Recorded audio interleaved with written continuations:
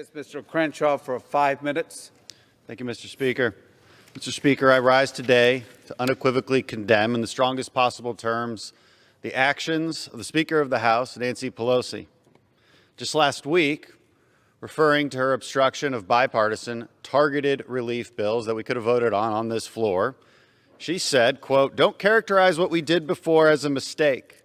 This was not a mistake, it was a decision," end quote. When asked what had changed, why she is finally coming to the table on COVID relief, her response was simple: a new president. We've known for months that Speaker Pelosi was holding the American people hostage for political gain. I've said it, my colleagues have said it. While Americans suffered under unscientific, foolish lockdowns, Pelosi withheld relief for political purposes. Not policy purposes, but political purposes. But we now have a full admission. She said the quiet part out loud. This was never about what was best for the American people, never about honest policy disagreement. It was about preventing President Trump from getting any credit. It was about politics. Speaker Pelosi made a simple calculation. She bet that if she could keep Congress from reaching a deal on COVID relief, that would hurt President Trump and Republicans and give her more power. Even when members of her own party asked her to bring common sense, standalone, bipartisan relief measures to the House floor that would easily become law, she refused. She would say over and over again that nothing is better than something. And she was being honest. She honestly believed that nothing was better than something, but better for who? Not for the American people, that's for sure. She believed that nothing was better than something for her and her party. It's hard to imagine a more awful and heartless strategy. And what's worse, Speaker Pelosi does all of this while people in her home state suffer from unscientific, unconstitutional lockdowns the Democrat leaders in California are forcing upon their citizens. These lockdowns are not based in science. They never have been.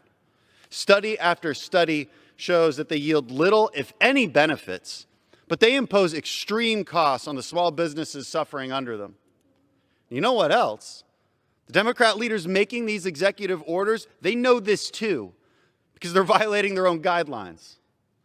The Speaker of the House couldn't even let a pesky little lockdown get in the way of a haircut appointment, even though those same lockdowns destroy the lives of her constituents. We've all seen the heartbreaking video of Angela Marsden, the owner of Pineapple Hill Saloon and Grill in Los Angeles.